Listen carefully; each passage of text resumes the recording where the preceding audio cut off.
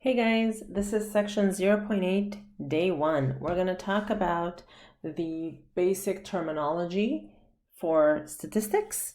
So this first lesson is heavy with vocabulary, so just bear with me. We're laying out the groundwork for what we're going to do for the next couple of weeks. Okay, so first of all, what is this business of statistics that we keep talking about? Well, statistics is the science of collecting, analyzing, interpreting, and presenting data. And then you say, now you're like, well, where am I going to use that ever? Well, everywhere, everywhere. Just now, as you are wondering the answer to this question, somebody somewhere via the internet is gathering data about you. All right, I hate to, sound so, dramatic, but that's pretty much what's happening, right? So think about all the data Facebook collects. Think about all the data that pollsters collect, right? Whether it's the Gallup poll or exit polls or whatever else may be.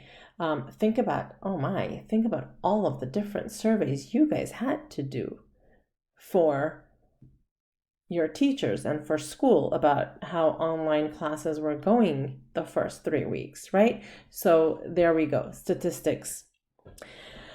Okay, next on our list is measure of central tendency.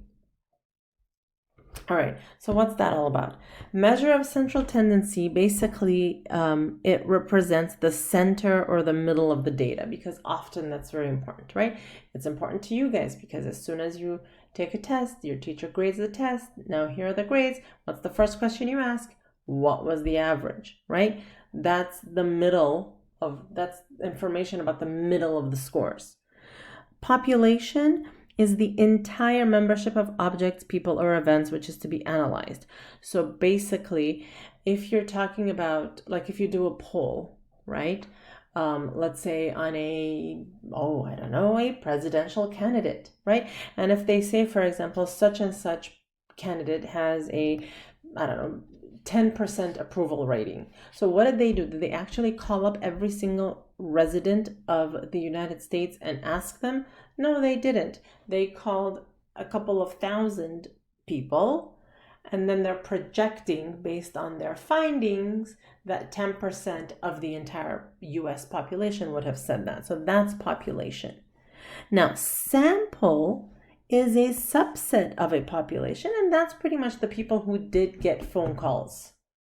Okay? So it's like if I wanted to, get a taste of how my Trig classes were feeling about something, rather than surveying everybody, I would just pick a random like 10 people and say, okay, that's good enough. So that would be the sample.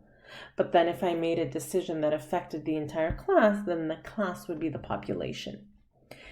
Outliers. Outliers are values that are extremely high or extremely low. So if I have a set of tests, and let's say 20 people took the test, okay? And let's say 18 of the scores range from, 83 to 90, okay?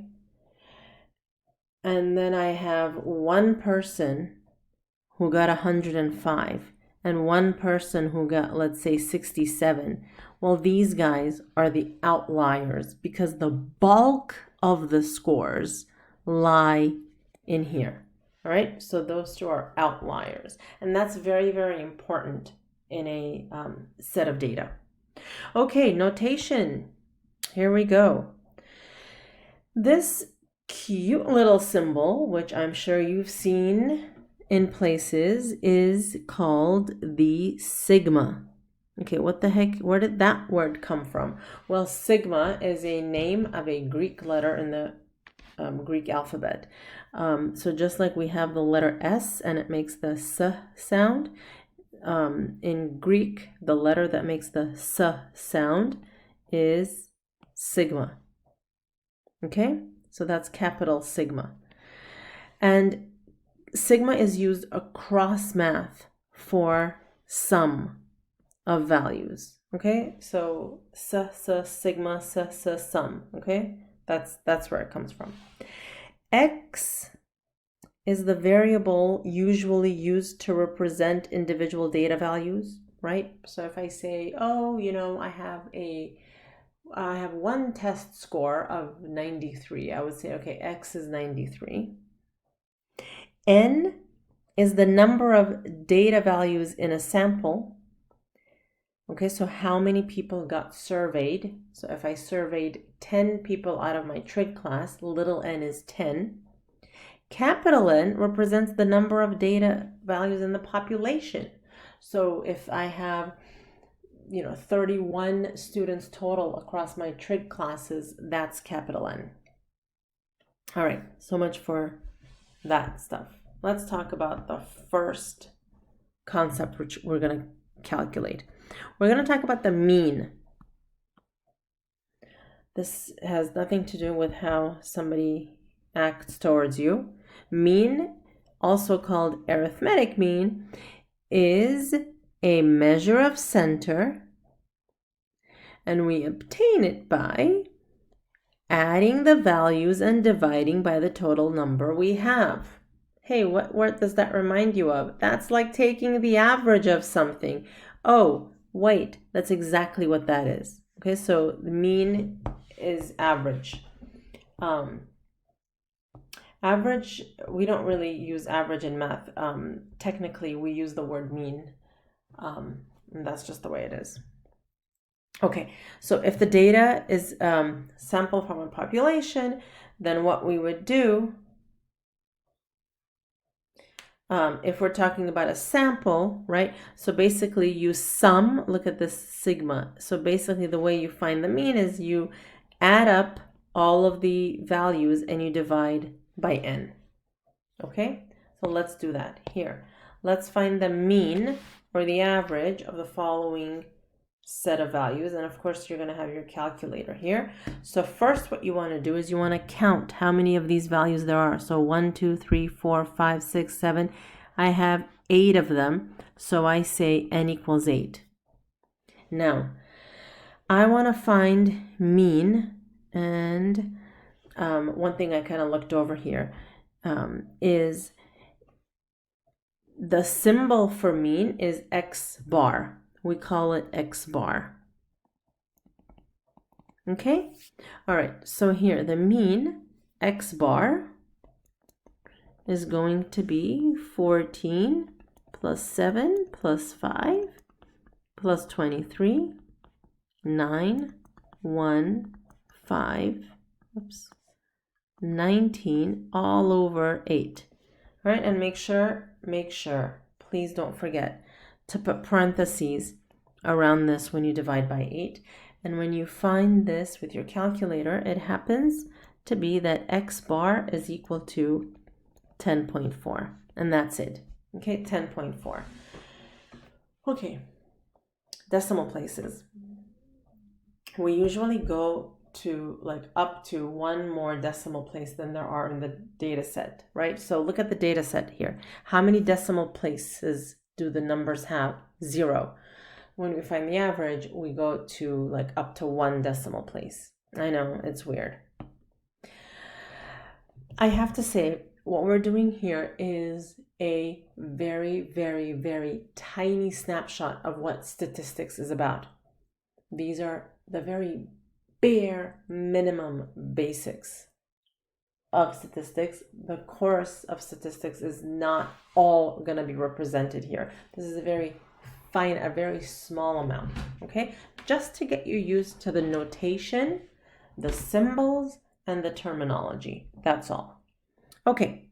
What's the deal with average, with this mean? Why does everybody, the first thing everybody does is take the average of something or the mean of something?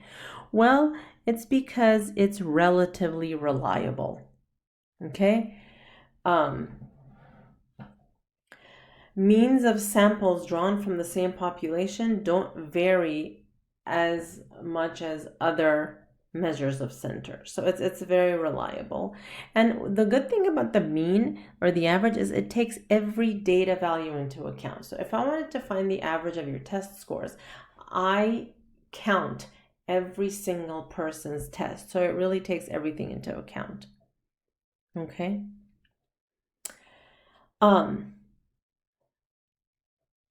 Disadvantages of the mean. It's kind of ironic that what was an advantage, that every single data point is counted, can also serve as a disadvantage because it's sensitive to every data value. One extreme value can affect it dramatically, okay? Which means, so suppose I have some test scores and they're like, 97, 94, 91, 83, 77. I have a 71. And then one person, came 40 minutes late to class. They only did one page and they scored an 11, right? Well, imagine what that value 11 is going to do to the average of the rest of these. So that's sort of, the disadvantage and the advantage of using a mean to look at data points. Okay, median. Median is literally the middle value when the original data values are arranged in order of increasing or decreasing magnitude. Okay, median is denoted by this symbol, X tilde. Okay, this is a tilde. It's the button on your keyboard on the very, very left, like to the left of the one, right? That nobody ever uses. So basically it's like an X squiggle like that. The median is literally the middle value. So look at the sample that I wrote right here. Look at this 83. It sits right in the middle of the data values. There are 3 numbers to the left and 3 numbers to the right. So that's what median is. But it has to be found only after you sort them in increasing or decreasing order. Okay? So how do you find the median? First, sort the values. Then you have to do one of these 2 steps. So it makes a difference whether you have, let's say, 10 tests or 11 tests, right? Whether it's an odd number or an even number. If the number of data values is odd, then the median is located in the exact middle.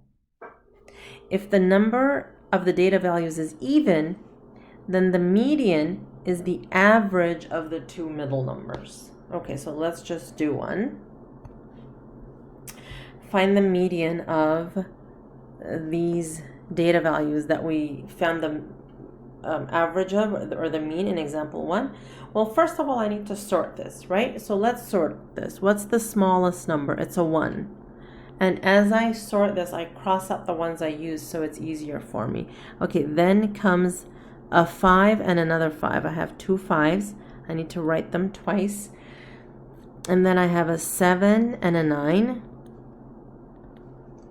I have a 14, 19, 23. Okay, how many numbers is that? When we said before that it was 8, right? So n equals 8. Okay, this is even. So what I'm going to do is I'm going to go in the middle and find the middle 2 values. All right? And I'm going to say that I'm going to average, 7 plus 9 over 2, that's equal to 8.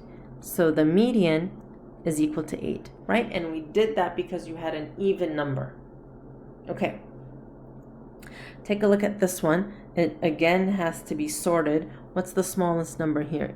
18. Then I have 20, 25, 26, and 38. What's n here? 5. I only have 5 data points. All right, if it's an odd number of points, all you have to do is go smack in the middle, and I say x tilde is equal to 25. and that's it. Okay? All right, last but not least, let's talk about mode. Mode is the data value that occurs with the greatest frequency. So for example, if I have, 15 test scores and let's say 3 people got a 95, okay? That number 95, because I have the most occurrences of it, is the mode. A data set can have more than one, or no mode, right? It could be that 2 people got 93, 2 people got 95. Then both of those are the mode. Or it could be that every single person got a different test score and there is no mode. Okay? All right. So if something is bimodal, guess what? It has 2 modes, 2 data values occur with the same frequency. Multimodal, there is more than 2. No mode means no value is ever repeated. Okay, so here, find the mode of each of the following sets of data. Literally, all you have to do is just examine and see if there are any data values that repeat. So look at this, 5.4, there is no other occurrence. 1.10, 1.10, that shows up twice, right? So I say the mode is 1.10. And then does any other number repeat? No. Okay, let's take a look at this one. Oh my, look, the 27 repeats 3 times. The 55 repeats 3 times. The 88 repeats twice. Okay, so the mode is the value that occurs with the greatest frequency. So the 88 is out because it only occurs twice. The 55 and the 27, however, they tie for 3 repetitions. So we say the mode is 27 and 55. There are 2 modes here. This is a bimodal data set. Okay? Here, 1, 2, 3, 6, 7, 8, 9, 10, none of them repeat. There is no mode. Okay, and that is it for today. Thank you, guys.